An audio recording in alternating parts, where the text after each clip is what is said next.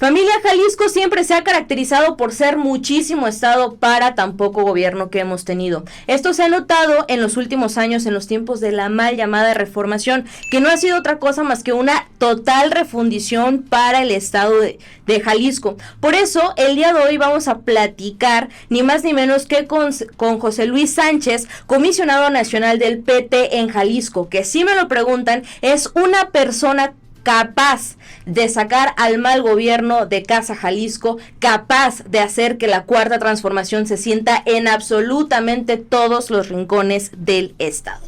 Carolina, pues muy complacido y honrado por estar en tu prestigiado, escuchado y visto programa o plataforma. Me da mucho gusto intercambiar puntos de vista contigo.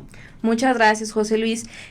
Quisiera comenzar preguntándole ¿qué es lo que le hace falta a la Cuarta Transformación o cuáles son los retos que tiene la 4T para que pues se asiente con todo en Jalisco? Bueno, el primer objetivo, y digamos que es un objetivo supremo y elemental, es ganar el Estado, porque ganamos la República, pero no hemos ganado el Estado de Jalisco. Entonces la Cuarta Transformación en términos reales, cuando menos desde el punto de vista de la política estatal, no ha llegado a Jalisco. Se han aplicado programas de carácter federal en el Estado y eso de alguna manera es benéfico para la situación económica, política y social de los jaliscienses, porque son muchos los derechohabientes o beneficiarios o destinatarios de estos programas, pero en el caso del gobierno de Jalisco estamos sufriendo, padeciendo una política que es más de lo mismo que conocimos en el pasado. Es cierto, Movimiento Naranja representa otro color, pero en esencia es la misma política, y es la misma clase política, incluso son las mismas fórmulas conservadoras, neoliberales, privatizadoras, entreguistas, antipopulares que conocimos durante la era neoliberal a nivel nacional.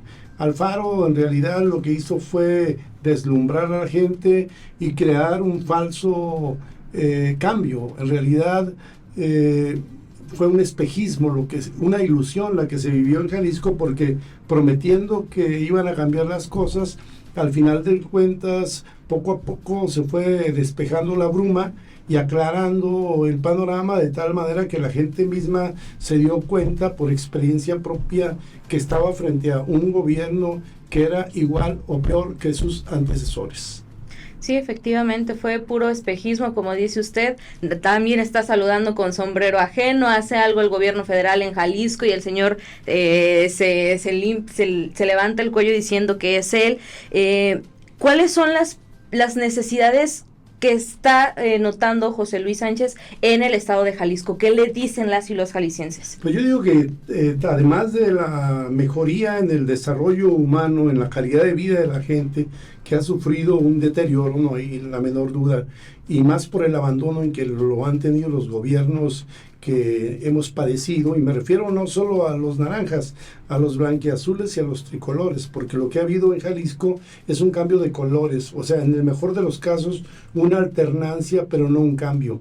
Un cambio verdadero es el que estamos propugnando nosotros y que podemos generar a partir del 2024, una vez que logremos ganar el gobierno del Estado, la mayoría en el Congreso y la mayoría de los ayuntamientos. Entonces uno de los problemas que considero más sensibles, más graves y hasta a nivel de tragedia es el de los desaparecidos, la inseguridad que se vive, se respira, se sufre en Jalisco y que ha cobrado ya miles de víctimas y de manera indirecta ha afectado a miles de familias, de tal manera que tenemos a un estado con un segmento de la población cada vez más grande, enlutado, con el corazón partido, porque no solo no separa este desangramiento, este genocidio, sino que sigue. Todos los días nos enteramos del descubrimiento, del hallazgo de nuevas fosas clandestinas. Se supo de la desaparición de unos jóvenes que estaban trabajando en un call center y en su búsqueda encuentran 50 o 60 cadáveres o restos humanos, y luego las madres buscadoras van a sitios que les reportan y encuentran más fosas. y para colmo de males, hasta actos de terrorismo estamos empezando a sufrir, como el que se registró recientemente con el ataque a los policías, que dio lugar a que el gobernador dijera que iban a suspender las búsquedas, y realmente todo el mundo se pregunta, pues, ¿cuál suspensión? Si nunca han buscado. Las que han buscado son las madres buscadoras, que luego son revictimizadas, ¿verdad? El gobierno no ha sido el descubridor de las fosas clandestinas. En su mayoría, quienes las han localizado son familiares de desaparecidos, o bien han sido denuncias hechas desde el anonimato. Eso significa que para el gobierno este problema no tiene mayor importancia, y por eso han hecho caso omiso si es que no hay complacencia y complicidad con el crimen organizado. Entonces, para mí un problema fundamental es restablecer la paz social, restaurar el tejido social, generar condiciones de convivencia armónica y procurar justicia en el estado de Jalisco. Que vaya que sí nos hace muchísima falta, es lo que más urge. Así es. Yo creo que ese es un problema grave, pero otro problema que a mí me parece muy sentido es el de la falta de vivienda para miles de familias. Las rentas se han encarecido bastante, y eso ha provocado que miles de familias emigren a la periferia. Están ya en Tlajomulco, están en El Salto, en todos estos fraccionamientos que han proliferado, que además tienen servicios públicos muy deficientes y también padecen una alta inseguridad. Y en lo que se refiere a la zona metropolitana, el gobierno no se ha preocupado por promover programas de vivienda social o buscarle alternativas a esa gente que no tiene un pedazo de patria y que no tiene un techo. Hay una institución que se llama Instituto Jalisciense de la Vivienda, que está por la calle López Cotilla, a 2 cuadras de Federalismo, y es un elefante blanco en la realidad, un aparato ahí burocrático que no sirve para nada, porque no tienen ni programa de lote con servicios para ofrecerle a la gente que no tiene nada, a los desposeídos, y mucho menos tiene un programa de vivienda popular o vivienda social en ningún municipio del estado de Jalisco. Es decir, todo el mercado inmobiliario se le ha dejado, se le ha cedido a los desarrolladores inmobiliarios, al capital inmobiliario de Jalisco, y el Estado se ha retraído, no invierte en ese rubro, no le importa que haya miles de jaliscienses que viven de la economía informal, que es la mitad más o menos de los trabajadores, que no tienen derecho a créditos ni del Infonavit ni del Fobiste, ¿verdad? Porque no están asegurados. Y esas miles de familias no tienen opción alguna, son ignorados, son desatendidos por parte del Estado. Entonces, ese problema de la vivienda es, digamos, una necesidad y un derecho constitucional que debiera el gobierno de tomar en serio y atenderlo, cosa que no ha ocurrido hasta el momento, ¿no? Hay otro tema que también me parece bastante importante, y es esta privatización de los espacios públicos, que de repente hay parques o zonas arboladas o el mismo bosque de la primavera que de repente poco a poco empieza a desaparecer, y vemos grandes fraccionamientos, grandes construcciones, esta tala desmedida de árboles.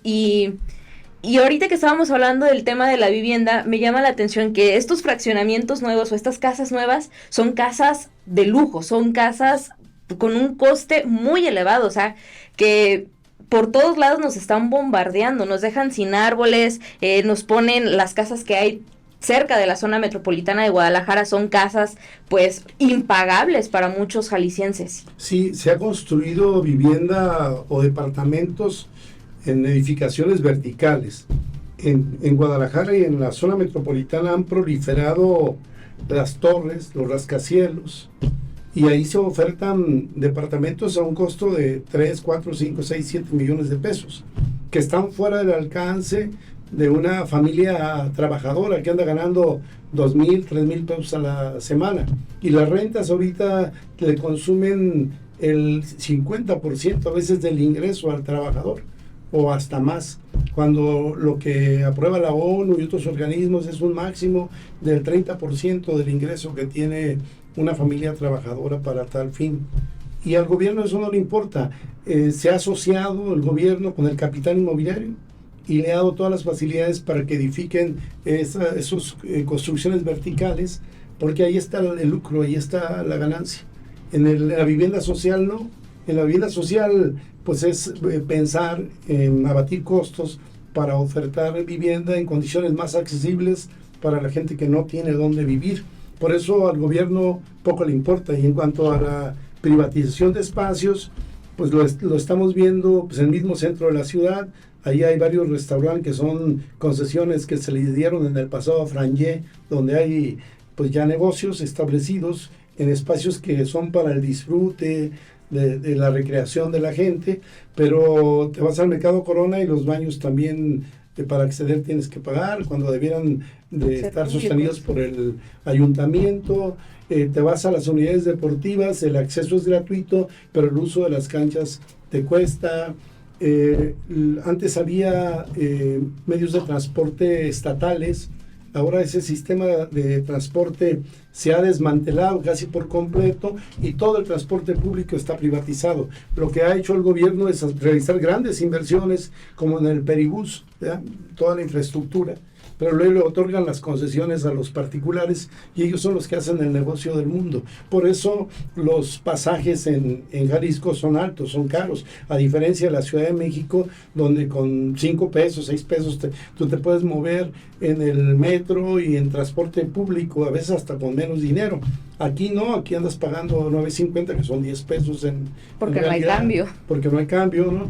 Y todas las concesiones están pensadas para otorgarse a particulares. No están pensando en un transporte de calidad, en un transporte moderno, en un transporte eficiente, en un transporte seguro y barato para la gente. En eso no están pensando. Están pensando en que el transporte es un negocio al que se le tiene que sacar el mayor jugo posible y no un derecho humano. O sea, en realidad el transporte público es un derecho humano y el gobierno debiera de garantizarlo, si no gratuitamente, al más bajo costo posible, eliminando el lucro y la ganancia. Pero eso no forma parte de las preocupaciones del gobierno del Estado, de este gobierno del Estado. ¿Cómo se puede frenar pues este actuar de movimiento ciudadano del gobierno estatal? Bueno, yo creo que un primer paso es tomar conciencia de esta realidad, de los desmanes que está haciendo este gobierno. Es un gobierno no solo privatizador, es un gobierno también recaudador, ¿no? Porque lo vimos, se aprobaron incrementos en licencias, derechos, multas, desmedidos, por cierto. Ahora lo estamos viendo con el propio programa de verificación, que no es que esté animado por una preocupación sincera por el medio ambiente, sino por el interés de fortalecer las finanzas, el erario público, para ellos disponer de una buena masa de recursos económicos, de los cuales se apropian en su mayoría o los destinan a otros fines indebidos, pero no porque estén preocupados ni por el aire, ni por el agua, ni por la limpieza de la tierra. Entonces, nosotros decimos que este es un gobierno endeudador también. Recordemos que cuando inició Alfaro, se debían 18,000 millones de pesos y él prometió que no iba a endeudar al Estado con un solo peso. Pero no solo lo endeudó con un solo peso, sino con el doble. Es decir, ahorita andamos en 38,000 millones de pesos de deuda.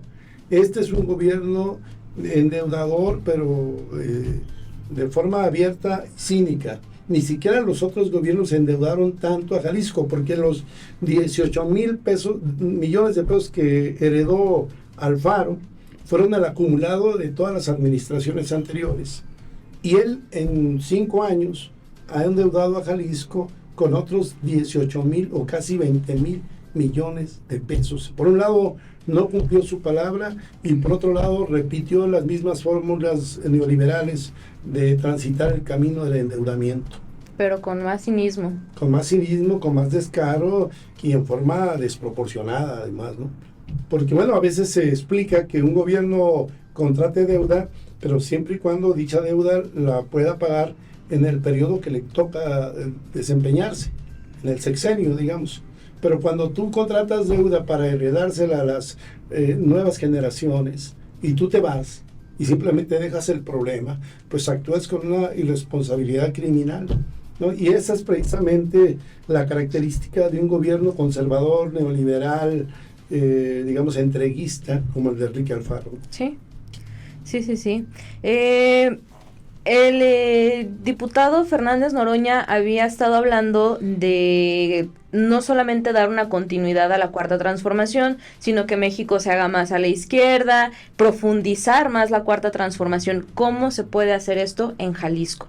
A ver, la profundización significa tomar medidas que acentúen, digamos, el proceso de redistribución de la riqueza y de mejoramiento de las condiciones de vida de la gente. Y además del fortalecimiento de la independencia y la soberanía nacional. Profundizar la cuarta T es ampliar el régimen democrático para que el pueblo tenga una participación protagónica e intervenga en la toma de decisiones cada vez de manera más abierta, franca y decidida. Profundizar significa también tomar medidas que no hemos tomado todavía y que debiéramos de tomar ya con urgencia. Por ejemplo, aplicar una reforma fiscal que grave más al capital y desgrave al trabajo. Cuando Andrés Manuel López Obrador llegó a la presidencia de la República, dijo: mi compromiso es no aumentar los impuestos y no crear nuevos impuestos. Eso en ese momento podía comprenderse como algo explicable, porque Andrés Manuel necesitaba condiciones de paz para empezar a poner en práctica todo su programa, ¿no? Generar las menos convulsiones posibles para tener facilidad para avanzar en la dirección que él quiere o quería. Pero en este momento, una vez que ya hemos sentado las bases de lo que es este proceso de cambio de transformación, ya no se justifica el que sigamos posponiendo esta necesidad de promover una reforma fiscal, porque nosotros estamos o tenemos un régimen tributario que fue el que heredamos de los neoliberales. No se le ha hecho cambio alguno. Lo más que ha hecho Andrés Manuel es exigirles: paguen los impuestos que este régimen establece y que son muy benignos con ustedes, ¿ya? Y además ha quitado el privilegio que tenían algunos empresarios de que se les devolviera impuestos y demás, y se les condonara impuestos. Pero en esencia el sistema impositivo se ha mantenido inalterado. ¿Qué hacen los gobiernos de izquierda en América Latina y en el mundo? Lo que hacen en una primera medida es revisar el régimen fiscal, porque el régimen fiscal es el que te permite tener los recursos para financiar el desarrollo, sí, ¿no? Y apuntalar programas de bienestar social. Si tienes pocos recursos, aunque tengas mucha voluntad, no podrás afrontar los grandes retos que te plantea la nación mexicana. Entonces, hoy en día, porque así lo están haciendo en casi todo el mundo, incluso más ahora con motivo de la crisis generada por la pandemia, hoy en día todos los países están revisando su sistema tributario, incluso Biden. Y en América Latina, ahora que ganó Petro, por ejemplo, la primera medida, la primera decisión que tomó fue revisar su régimen tributario porque necesitaba recursos. ¿Y quiénes son los que eluden y evaden el pago de impuestos? Pues los grandes ricos, las grandes empresas, las transnacionales, porque los trabajadores pagan, sí, o casi obligadamente les descuentan en nómina, ¿no? Antes de recibir el pago. Pero siempre los que tratan de escaparse de esas responsabilidades es esa élite privilegiada. Entonces nosotros decimos que ha llegado la hora de gravar al gran capital, de gravar al capital que juega en la bolsa, a los mega ricos de México, para de esa manera aumentar, digamos, el caudal de que disponga el Estado con la finalidad de combatir desigualdades sociales y la pobreza en México. Y el otro tema, o otra medida que me parece fundamental, es que ya tomemos en serio el asunto de la deuda externa. O sea, debemos 12 billones de pesos o dólares a los Estados Unidos, y el pago de la deuda es enorme. En este año pasado fueron 800 mil millones de pesos los que pagamos, ¿ya? Entonces creo que ese dinero debiéramos de liberarlo de alguna manera, de empezar un proceso de renegociación de la deuda, por no hablar de moratoria ni de cancelación, que es algo que asustaría a algunos.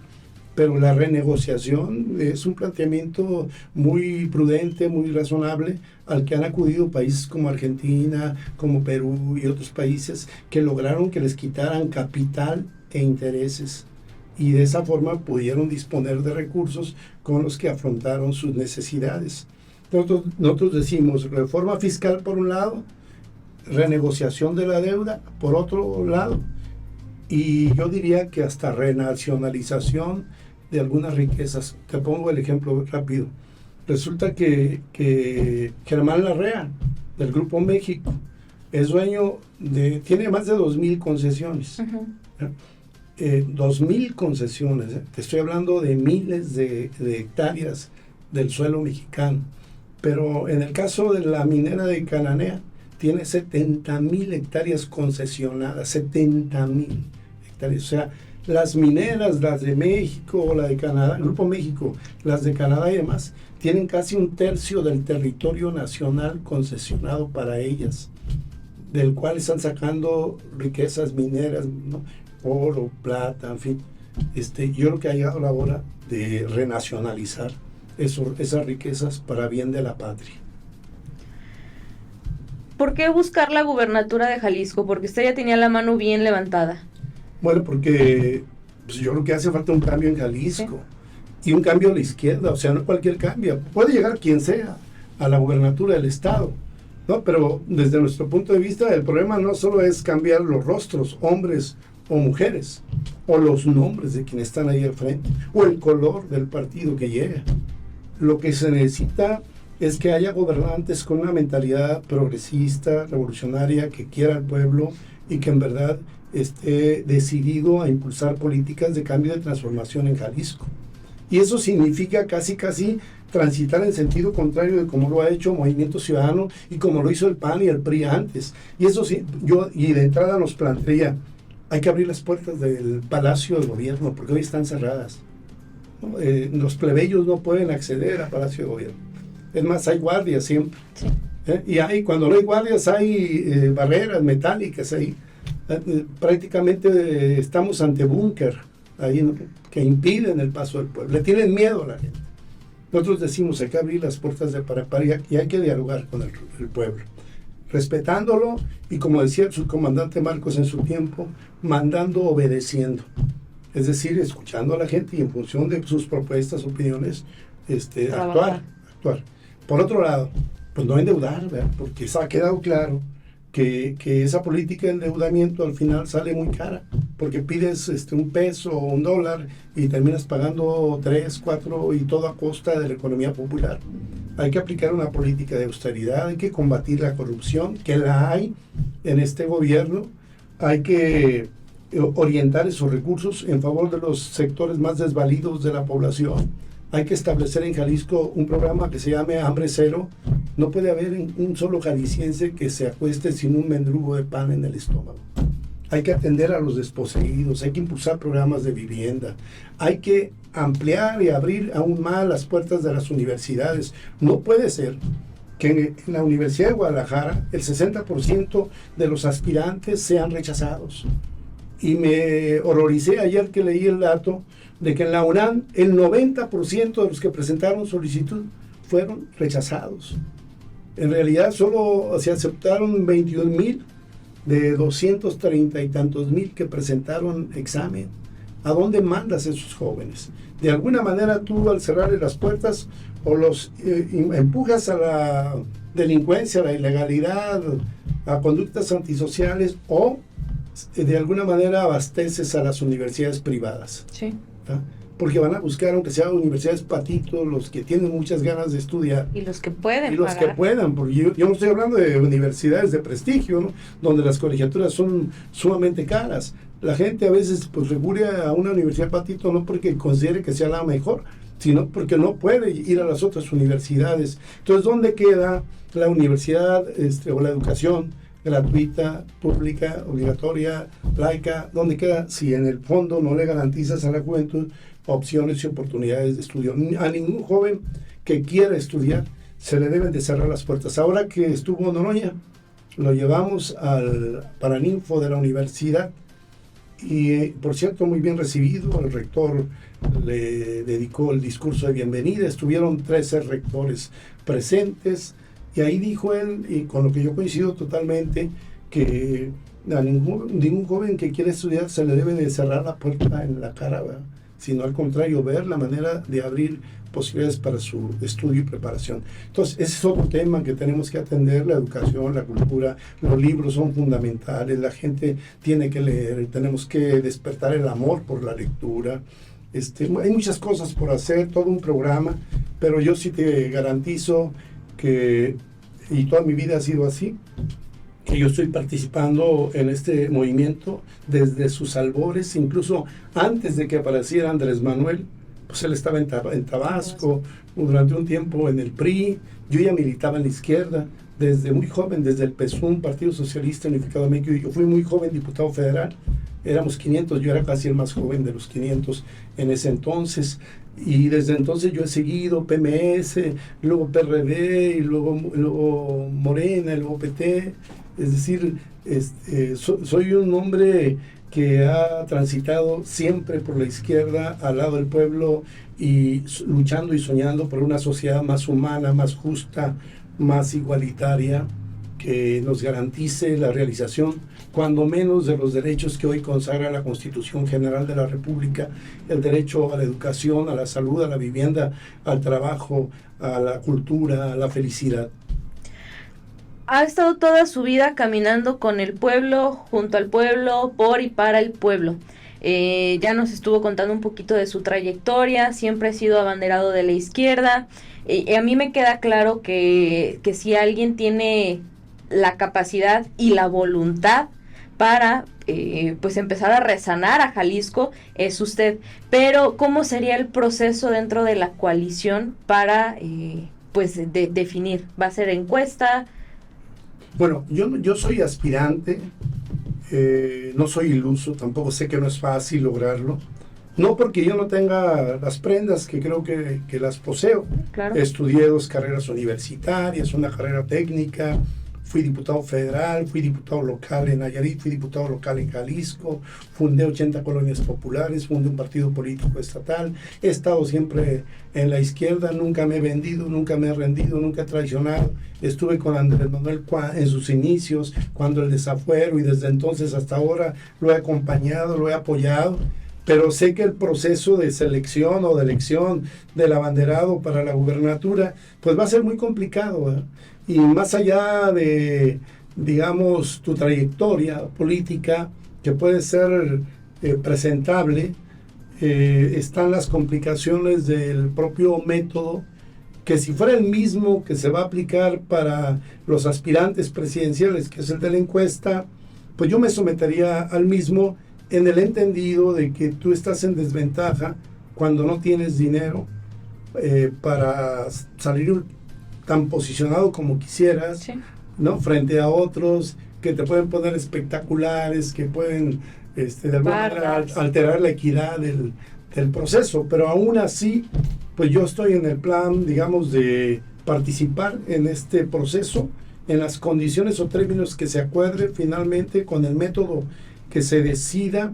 Y también estoy en la decisión de que si no resultara, apoyaría a quien emane de esa conferencia o de ese consenso, porque por encima de mis aspiraciones personales están los intereses de este movimiento y el proyecto alternativo de nación, porque estamos luchando.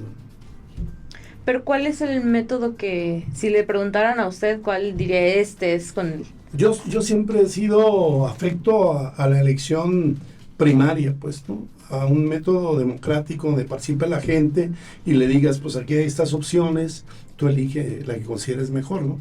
Una vez que te enteres de quiénes son, cuando menos conoce la biografía de los que aspiran, ¿no? Yo por ese procedimiento me decantaría, pero sobre la base de que quienes sean aspirantes tengan piso parejo, pero piso parejo real. Por ejemplo, en el caso de los aspirantes presidenciales, pues lo hemos visto, ¿no? Vemos no hay piso parejo. Una luz de espectaculares por todos lados, pintas, lonas, un despliegue y derroche de recursos, Sí. de manera hasta insultante, diría yo. Y hay un aspirante que es el nuestro, que se llama Gerardo Fernández Noroña, que recorre el país con humildad, con sencillez, sin estos dispendios. Evidentemente pues está en desventaja porque la propaganda cuenta, ¿no? Sí. Aunque en el caso de Noroña, como sus hazañas han sido conocidas, ¿no? Su actuación destacada en el Parlamento y demás ya se sabe por mucha gente, y su sencillez también es reconocida, y franqueza a la vez. Entonces tiene muchos seguidores que incluso ni con espectaculares pueden borrar, pues ni superar en ocasiones, ¿no? Yo he comprobado, porque he andado con Noroña, que de pronto vamos ahí a recibirlo al aeropuerto, y en nuestro caminar rumbo al estacionamiento le piden 15 gentes fotos, le gritan Noroña, manifestaciones de simpatía. Vamos a un restaurante, lo mismo, a una taquería también. Una vez nos instalamos en el centro de Guadalajara durante 2 meses, y la gente llegaba a preguntar, no cuándo viene Marcelo, ni cuándo viene Claudia, ni cuándo viene Augusto o Ricardo Monreal, cuándo viene Noroña, porque digamos que el fenómeno político es Noroña. Los otros son más producto de la mercadotecnia, ¿no? Bueno, tienen méritos y cualidades que no podemos tampoco desconocer. Yo no soy en el plan de defenestrar a ninguno. Para mí todos son valiosos y a todos los respeto, aunque no me gustan esas inequidades. Me gustaría que hubiera igualdad en la contienda. Y mi candidato, pues no hay duda, que se llama Gerardo Fernández Noroña. Ahí se nota, y estuve con ustedes el domingo en este recorrido que se hizo, y yo me percaté de algo, porque sí se siente genuino. O sea, uno por fuera se da cuenta de cuándo es genuino y cuándo es artificial. Es artificial. Y la verdad es que sí se sentía completamente genuino este apoyo, tanto para José Luis como para Noroña. Había cartulinas con la imagen de ambos personajes, y me parece bien importante esto, porque quiere decir, y también Noroña lo había dicho, el que sea presidente, y en este caso también el que sea el gobernador del estado de Jalisco, Sí. Tiene que ser alguien que quiera al pueblo, pero que el pueblo lo quiera. Perfecto. Y eso es algo que la gente, los seguidores del PT, la verdad que mis respetos, porque se les nota el compromiso, se les nota el cariño, se les nota que de verdad están. Mira, Carolina, el día de la marcha yo me sorprendí, fue un mare magnum ahí. Sí. No podíamos avanzar. La gente, una foto, otra, abrazos, saludos, no podíamos avanzar. Sí. Nos tuvimos que detener como 10 veces en el trayecto, porque de pronto se formaban ahí bataholas alrededor de Gerardo, y francamente el cariño, el amor de la gente era muy evidente. No tanto hacia mí, porque la figura central, hay que también decirlo con honestidad, es él, el líder nacional de este movimiento en este momento, es él. Pero el cariño de la gente es claro, es manifiesto, y es una emoción sincera, real. No hay falsedad, porque pues no tiene nada que dar.